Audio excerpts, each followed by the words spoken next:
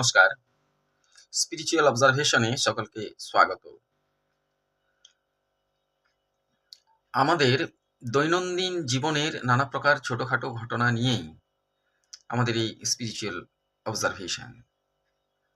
দৈনন্দিন জীবনের নানা প্রকার ছোট বড় ঘটনা এবং তার সঠিক বিশ্লেষণ, স্পিরিচুয়াল অ্যাঙ্গেল থেকে তার বিশ্লেষণ, এর মধ্য দিয়ে স্পিরিচুয়াল অবজারভেশনের পথ চলা। যাই হোক, গতকালের একটা ঘটনার কথা বলি। গতকাল 22শে ডিসেম্বর রবিবার ছিল, ছুটির দিন। আর এই ছুটির দিন হলেই আমাদের কয়েকজন বন্ধু বান্ধব এখানে এসে জড়ো হয় এবং বিভিন্ন বিষয় নিয়ে আলাপ আলোচনা কিছুক্ষণ ধরে চলে। তো আমার সেই বন্ধুরা সবাই যে একই পেশায় যুক্ত তা কিন্তু নয়। আমি হয়তো সরকারি চাকুরিজীবী, আমার একজন বন্ধু আছেন তিনি ফিল্ম ইন্ডাস্ট্রিতে কাজ করেন, ফিল্ম ডাইরেক্টর। একজন বন্ধু আছেন তিনি কবি, ভালো কবিতা লেখেন। আবার আরেকজন বন্ধু আছেন তার অপটিক্যালের ব্যবসা আছে, চশমার দোকান, অপটিক্যালের ব্যবসা। আরেকজন বন্ধু আছেন তিনি হোমিওপ্যাথি প্র্যাকটিস করেন। আরেকজন বন্ধু আছেন তার সাইকেলের দোকান, এমনকি নিজেই সাইকেল সারাসারি করে। তো এরকমভাবে সমাজের বিভিন্ন পেশার মানুষকে নিয়েই আমাদের এই বন্ধুর গ্রুপটা।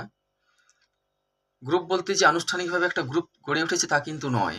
আমরা সবাই ক্লাস ফ্রেন্ড, একই স্কুলে একই কলেজে পড়েছি। পরবর্তী সময়ে পেশাগতভাবে ভিন্ন ভিন্ন পেশাতে আমরা যুক্ত হয়েছি। যাই হোক, কালকে সকালবেলাতে আমরা কয়েকজন জড়ো হয়েছি। একটা বিশেষ প্রসঙ্গ উঠতে যাচ্ছে দেখেই আমি বললাম আমার সেই বন্ধুটিকে, যে ফিল্ম ডাইরেক্টরের কাজ করে, তারা এমনিতেই খুব ধনী মানুষ, তাদের রাইস মিল আছে, প্রকাণ্ড বাড়ি আছে, গাড়ি টাড়িও আছে। আমি তাকে প্রথমেই বললাম যে যা কিছু আছে তোমার সব দিয়ে দাও, প্রতিদানে কিছু চেয়েও না, প্রতিদানে কিছু চেয়েও না মা, যা আছে সব দিয়ে দাও, নিঃস্বার্থভাবে দিয়ে দাও, প্রতিদানে কিছু চেয়েও না। অতএব তোমার ওই যে বাড়ি রয়েছে, তোমার রাইস মিল রয়েছে, তোমার টাকা পয়সা ধন দৌলত সব দিয়ে দাও, লোককে দিয়ে দাও, প্রতিদানে কিছু চেয়েও না। আর যদি শান্তি চাও তাহলে অপরের দোষ দেখো না, দোষ দেখবে নিজের। অন্যের দোষ দেখলে হবে না, নিজের দোষ দেখবে। ওই যে বাংলাদেশি গুন্ডারা, বাংলাদেশের মৌলবাদীরা কলকাতা দখল করবে বলছে, পশ্চিমবাংলা দখল করবে, আসাম, বিহার, ঝাড়খণ্ড, উড়িষ্যা সব দখল করে নেবে। দিয়ে দাও ওদেরকে যদি শান্তি চাও, প্রতিদানে কিছু চেয়েও না। ডাকাত এলো, তোমার বাড়ির সব জিনিসপত্র ডাকাতি করে নিয়ে চলে গেল, দিয়ে দাও, প্রতিদানে কিছু চেয়েও না। দেশের বিচার ব্যবস্থা, কারাগার এসব রাখার কোনো দরকার নেই। আর শান্তি চাওয়ার জন্য তো ছুটে বেড়ানোর দরকার নেই। শান্তি চাওয়ার সহজ রাস্তা, দিয়ে দাও, নিঃস্বার্থভাবে দিয়ে দাও, প্রতিদানে কিছু চেয়েও না। আমার সেই বন্ধুটিকে বললাম, যার অপটিক্যালের ব্যবসা আছে, বললাম তোমার দোকানে যে সমস্ত কাস্টমাররা আসছে চশমা তৈরি করতে দিতে, দিয়ে দাও চশমা, সব বিনা পয়সায় দিয়ে দাও, প্রতিদানে কিছু চেয়েও না, দাম টাম কিছু টাকা পয়সা চেয়েও না, সব দিয়ে দাও। আর যদি শান্তি পেতে চাও তাহলে কি, অপরের দোষ দেখো না, দোষ দেখবে নিজের। একজন অ্যান্টি সোশ্যাল, একজন ক্রিমিনাল, একজন হারমাদ, সে এসে তোমার দোকান ভাঙচুর করছে, লুটপাট চালাচ্ছে, ড্রয়ার থেকে টাকা পয়সা বার করে নিচ্ছে। যদি শান্তি চাও, অপরের দোষ দেখো না, ওর দোষ দেখো না, দোষটা দেখবে তোমার নিজের। তুমি দোকানটা খুলে রেখেছো কেন? দোষটা তোমার নিজের। ওই সমাজ বিরোধীকে পুলিশে দেওয়ার দরকার নেই, আদালতের দ্বারস্থ হওয়ারও দরকার নেই, তাকে জেলে ভরারও দরকার নেই, দোষ দেখবে নিজের। তো আমার সেই বন্ধুটি সঙ্গে সঙ্গে বলল যে, তুমি যে কথাটি বলছো এটা কার বাণী জানো? আমি বলি, হ্যাঁ জানি। তুমি জানো কার বাণী? বলছে, হ্যাঁ, মা শারদার বাণী, এবং আজ মা শারদার জন্মদিন। আমি বলি, আমি বিলক্ষণ জানি এটি মা শারদার বাণী, এবং আজকে মা শারদার জন্মদিন সেটিও আমি জানি। কিন্তু মুক্তমনা চিন্তকরা মা শারদা কিছু বলেছে বলেই সেটাকে ধ্রুবসত্য বলে মেনে নিতে হবে, মোহনদাস করমচাঁদ গান্ধী কিছু একটা বলেছে বলেই সেটাকে ধ্রুবসত্য বলে মেনে নিতে হবে, এই মূর্খামি যেন আমাদের পেয়ে না বসে। প্রতিটা জিনিসকে, প্রতিটা বক্তব্যকে, ভাষ্যকে আমরা যেন বাস্তবসম্মত দৃষ্টিভঙ্গি দিয়ে বিচার বিশ্লেষণ করে তবেই গ্রহণ করতে শিখি। আমি ওকে আরো বললাম যে, দেখো, শারদা মাকে আমিও শ্রদ্ধা করি, প্রণাম করি। কেন জানো? কারণ তিনি ঠাকুর রামকৃষ্ণদেবের স্ত্রী বলে।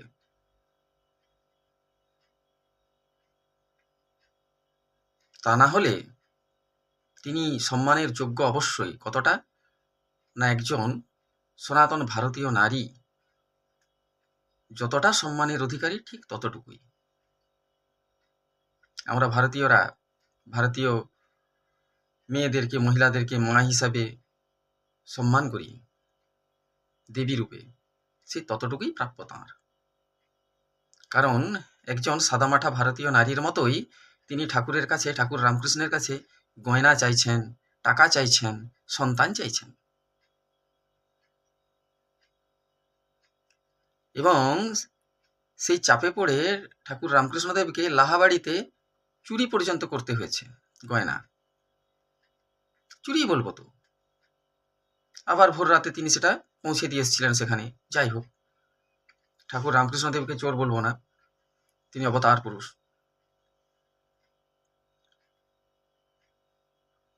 তো এটা কি কারণে?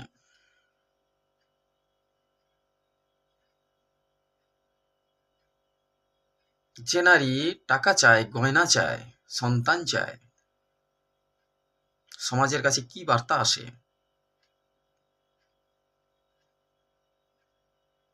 তখন আমার আরেকজন বন্ধু মুক্তমনা তিনি বললেন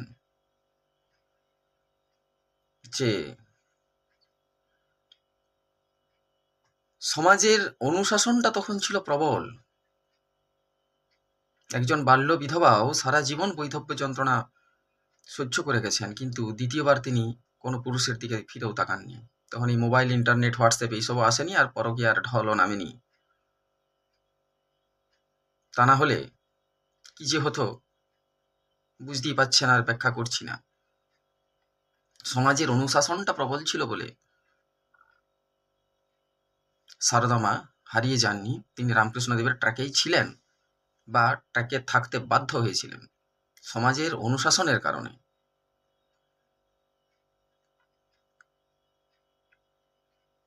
আরও একটা তথ্য দিলাম, বা শুধু আমি দিলাম এটা নয়, আমরা সবাই জানি যে স্বামী বিবেকানন্দ যখন রামকৃষ্ণ মিশন, রামকৃষ্ণ মঠ মিশন প্রতিষ্ঠা করতে চেয়েছিলেন, মানে তার ইচ্ছাটা ব্যক্ত করলেন, সব থেকে বড় প্রতিবাদটা এসেছিল সারদামণির কাছ থেকে।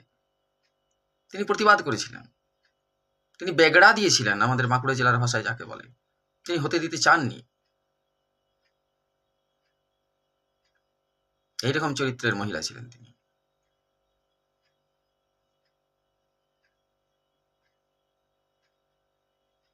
তাই বলবো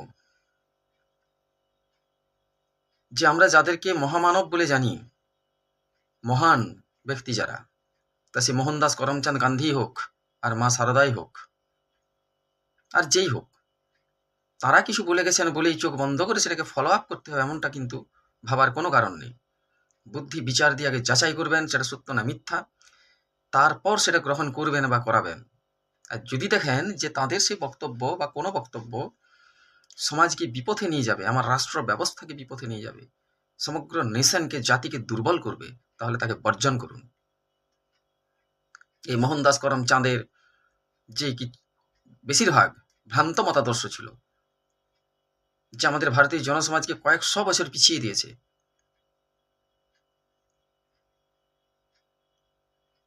তো সেগুলোকে বর্জন করতে হবে। উনি তো ভুল করলেন, ভুল করে একটা পুরো নেশনকে বিপথে চালিত করলেন। তারপর এক কথায় তিনি সাফাই গাইলেন কি না, হিমালয়ান ব্লান্ডার, এটা ছিল আমার মহা ভুল, দিয়ে হাত ধুয়ে ফেললেন। আর সমগ্র জাতি সে দেশভাগ থেকে আরম্ভ করে তার যে গান্ধীর যে সমস্ত ভ্রান্ত নীতি, জীবন দিয়ে তার ফল ভোগ করছে। ঠিক তেমনিভাবে যদি শান্তি চাও, দোষ কারো দেখো না মা, দোষ দেখবে নিজের। এইসব ভ্রান্ত আদর্শগুলো, ভ্রান্ত কথাবার্তাগুলোকে মুছে ফেলুন। যদি নিজেকে বাঁচতে হয়, যদি সমগ্র জাতিকে বাঁচাতে হয়, সমগ্র সমাজকে বাঁচাতে হয়, তাহলে এই মন্দিরে, মঠে, মিশনে, বিভিন্ন জায়গায় যে এই সমস্ত ভ্রান্ত কথাগুলো লিখে রেখেছেন, যেগুলো জনজীবনের পক্ষে মারাত্মক, ক্ষতিকারক, যে যদি শান্তি চাও মা, দোষ দেখবে নিজের, আর এই চোর, তস্কর, ডাকাতদের দোষ দেখবে না, এগুলো মুছে ফেলুন।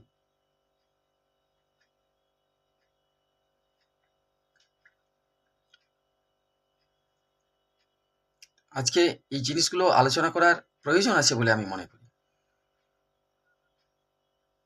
আর যদি কেউ ভাবেন, কেউ যদি বলেন, কারণ বিভিন্ন জায়গায় এই কথাটাও আমি শুনেছি যে না, ওই প্রসঙ্গে তিনি বলেননি, তিনি ভিন্ন প্রসঙ্গে ওই কথাটা বলতে চেয়েছেন, তাহলে ওই কোটেশনটা লেখার পরে ওই প্রসঙ্গটা কিন্তু উল্লেখ করবেন যে এই প্রসঙ্গে তিনি ওই কথাটা বলেছেন,